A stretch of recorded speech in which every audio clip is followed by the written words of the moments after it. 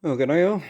We are making more progress. As if you'd watched previous video, there was a whole pile of parts on the floor there. Most of that is on the car. I haven't put the torsion bars on yet. I'll put them overside. I'll do that some other time. But yeah, we've got all of our lines in. Yeah, fuel lines, brake lines, the breather line. Got the handbrake hooked up. All my bump stops are on. Yeah, brake shoes are on. Yeah, when I did that other side too, the shoes, yeah, got it on half the time of what I showed, on the last video. So, yeah, once you do things a few times, you get a bit quicker at it, and yeah, learn better ways of doing it. But yeah, I got both my brake drums, sandblasted and painted. Still got to cleaned up and painted my clutch cover. That'll probably go on next. Should be dry by now. Been out in the sun. I like new paint. Yeah, and it dries in an hour. It's brilliant. So yeah, the only thing left to scrub up and paint now is my tail shaft. But yeah. Anyway, I'm up to adjusting the brakes. And I got light under it. Yeah. There's got enough light on there. Yeah. I've had issues adjusting brakes in the past, and if you're not familiar with which way it turns, to adjust them up or down, then you can be lying under the car for half an hour and back them right off and not know and think that you're adjusting them up, So it's a good idea, and this is not always easy. If you need to adjust the brakes on a car you're driving, then it's probably not that an easy thing getting the drums back off, because they they get lips in the drum where the shoes run, and they become hard to get off. But they also tend to rust up and jam up around the hub and everything. But if you can, and especially if you haven't done it before, take the drum off and familiarise yourself with what you got to do, because when you're adjusting them from back with the drum on, and you know the drum on to adjust them up, and you're basically working blind, you can't really see what you're doing, you're just going by feel.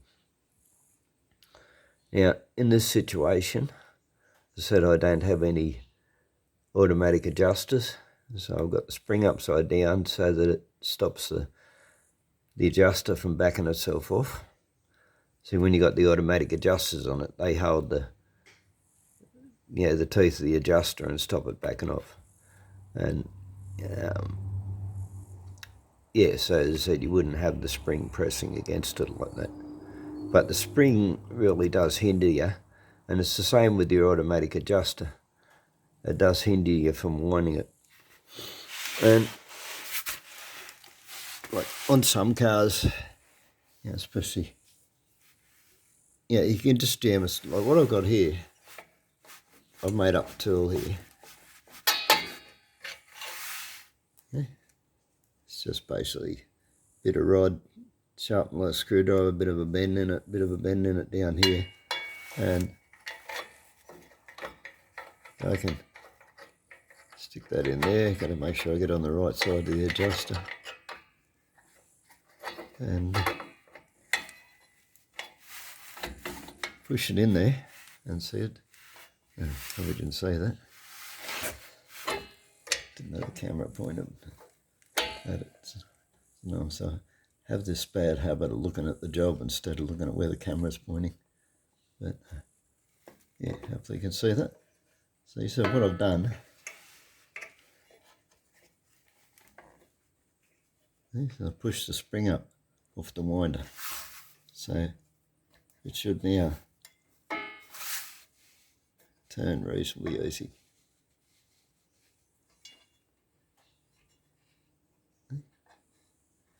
Right.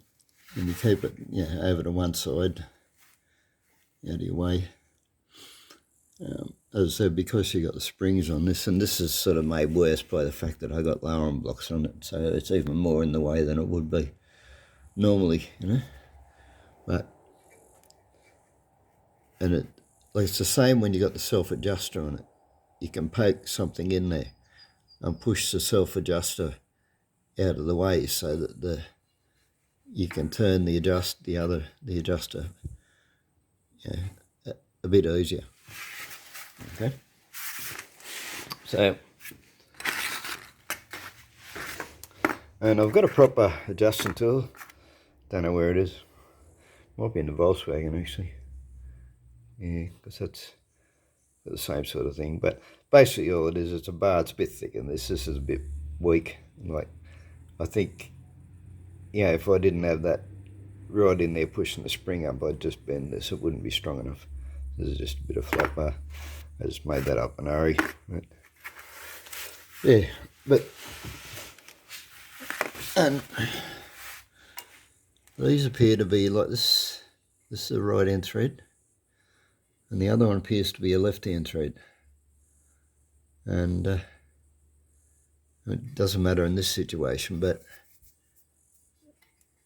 if you had the automatic adjusters in it, it probably matters a lot that you get the right adjuster, which one. So, yeah. Hope I'm remembering that right. Yeah. When I was cleaning the other one up, I'm pretty sure the other side was the left-hand thread. As I said, it doesn't really matter in this situation because I don't have the automatic adjuster, but yeah, if you do, then you make sure, you're going to make sure your automatic adjuster is going to turn it the right way.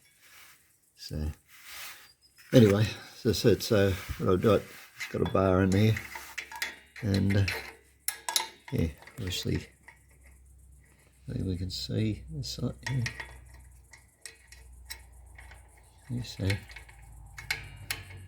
Now this has got a, it's got a wind up to just out. So that means I've got to pull it down at the back. So it's up at the front and it's down at the back. See, so just try to familiarise yourself with the feel of it before you begin. And I've knocked the rod out. Now, you see how much harder that is?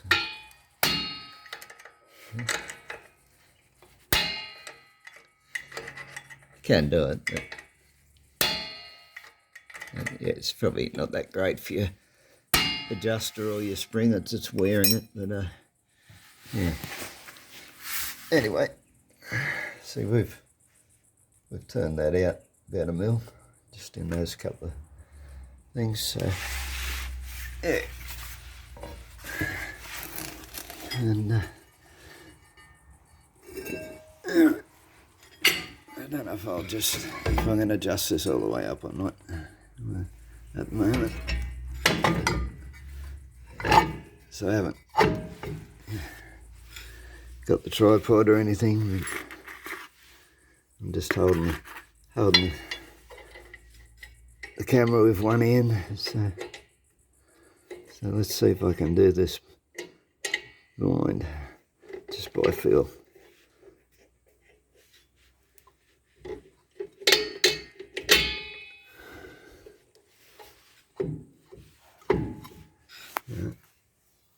Take that back off again and just have a look. Because, as I said, I'm going blind. Oh, when I say I'm going blind, I'm working blindly. Yeah, see, that's pushed right in, pushed the spring off the adjuster. See, so I know, I know that, I can do that reasonably easy without being able to see what I'm doing. Right, and so, yeah, I've got to pull it down at the back. So let's get the adjuster tool back in here.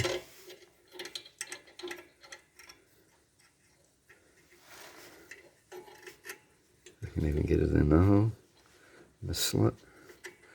It's actually a little bit wide for the slot because that the other piece is sort of in the way of it. If I was lying on my back here, I suppose I'd be able to see it better. Right, so I've got to come down.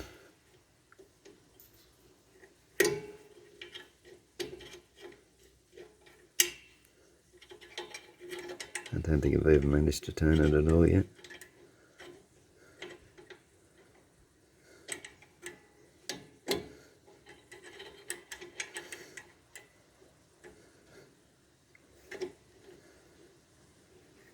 Yeah, that's turning now.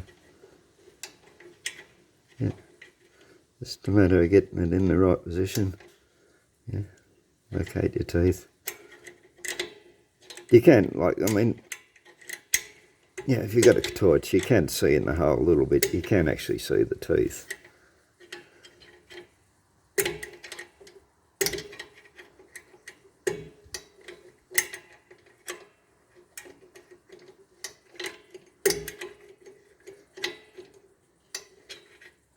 So I'm sort of making it a little bit hard for myself. Not lying under the car there and actually looking at what I'm doing, but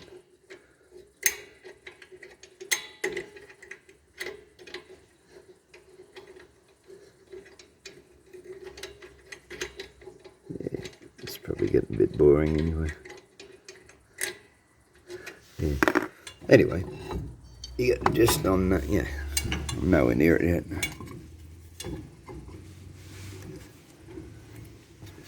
And yeah, anyway, that's just the point I want to make. As I said before, you adjust it up till it just sort of starts scraping a little bit. Then go and hit your pedal, that'll recenter the shoes. And test it again, but you want it sort of just starting to touch. Okay, so that's pretty much. And this is probably going to make it difficult if this is going to keep popping off. I probably should actually put the wheel on it,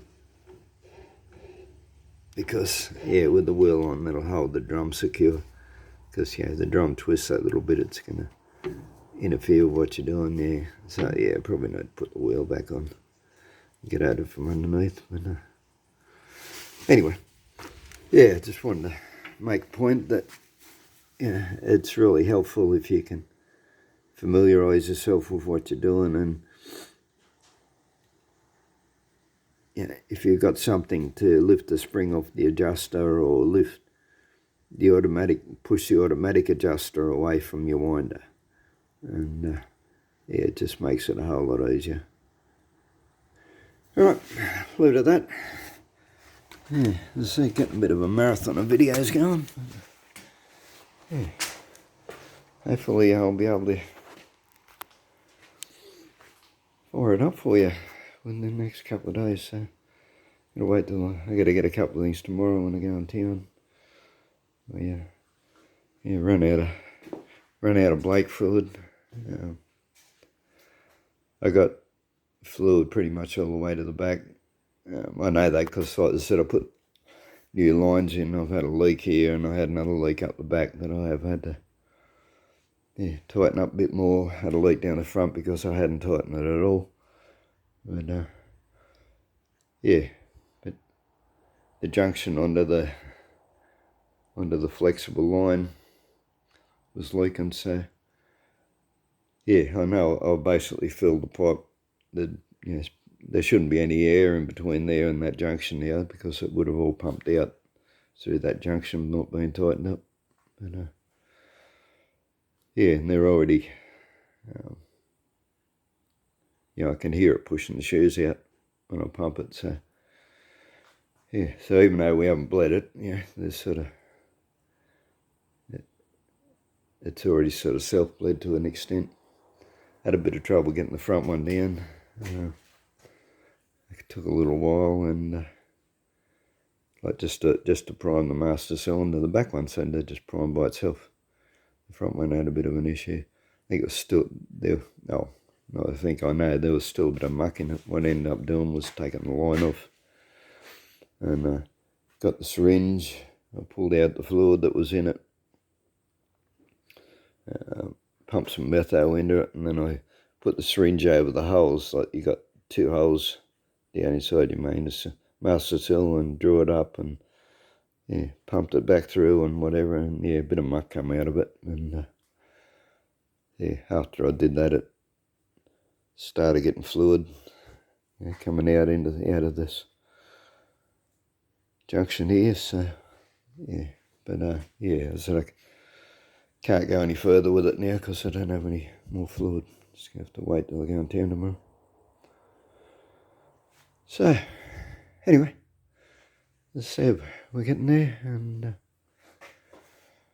yeah, mightn't seem like much, but it's a pretty big moment for me, really, because as I said, this has been off the road for 4 years now. Yeah, this was my pride and joy. I love this car. I absolutely love this car. I won't part with this ever. In fact, now my eldest boy will, yeah, when I'm too old to drive it, he'll inherit it. Yeah, I'm not going to sell this any time ever. So, and yeah, put a lot of time, a lot of money into it so far. Yeah, like there's over $5,000 just in the engine. There's all, yeah, new suspension parts. There's another, probably another 1,500 just in suspension parts and shockies, just bushes and ball joints and things like that. Spent $1,800 on a quarter panel. You know, you can add into that gas and electricity. So yeah, in the past year or 2 years, what have I put into it?